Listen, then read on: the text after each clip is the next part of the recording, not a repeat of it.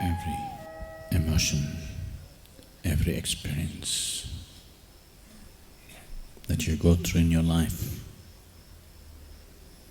is, after all, your making.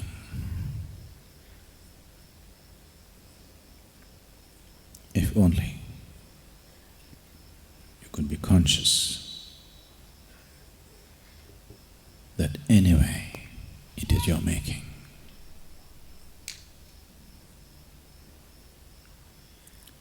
You would definitely choose the sweetest way to be.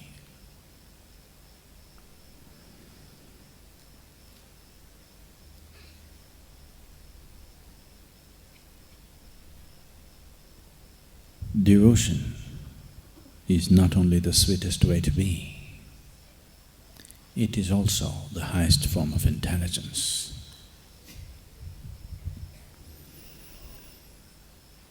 But people who claim to be devotees usually happen to be a bunch of idiots. So, people who think they're intelligent always strive to stay away from any form of devotion. What devotion means? Devotion does not mean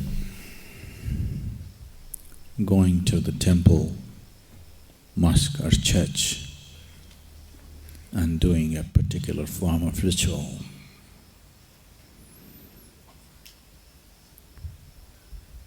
Devotion simply means that in your life,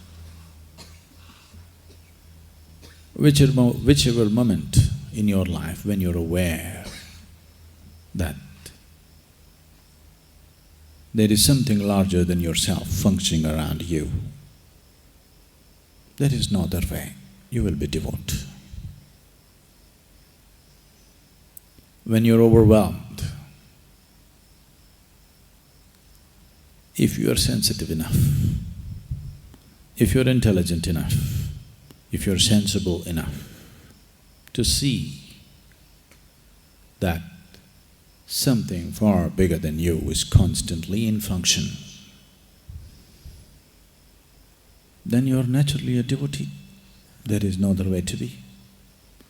You may not be bowing down, you may not be performing a ritual, you may not be sitting in a temple, you may not be doing any of those standard things which are expected. You may be not dressed like one. Maybe your clothes are not printed with God's name. Maybe you never uttered God's name in your mouth. But if you're aware, if you're conscious that something far larger than you is in function right now, you are naturally a devotee. There is no other way to be. When you're obsessed by the power of your muscle or the power of your mind or what silly little things that you can do, and you think that's everything, only then you're not a devotee. In that condition, you cannot be a devotee. When you think you're everything, you cannot be a devotee. When you see the reality of life, that you're just a small happening here, and something far larger than you is always in function, if you're aware of this, if this is a living reality for you, you're always a devotee. I have never said this before.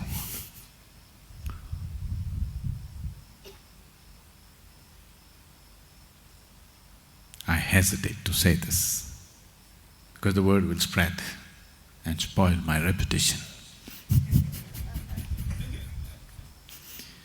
that I am a devotee. Oh, come on, Sadhguru, you are a devotee, you're arrogant.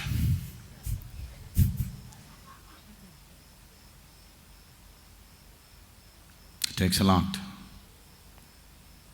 It takes a lot to look arrogant.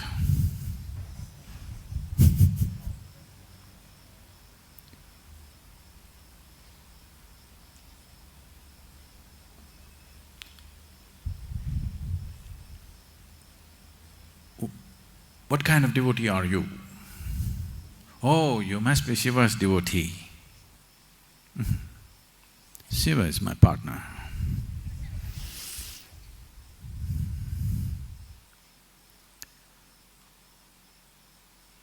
This will be very hard for you to digest. I'm devoted to you. Whether you understand this or not, it's very difficult to understand this. Devotion does not mean that I have to bow down to you or touch your feet or sing your praises. In every way, I live for you, that's devotion. I took this very birth to make this happen for you, and that's devotion.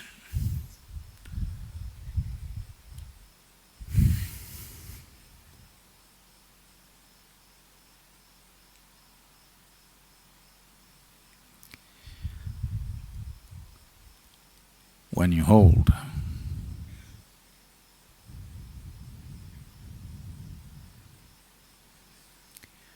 someone's well-being above your own, that's devotion.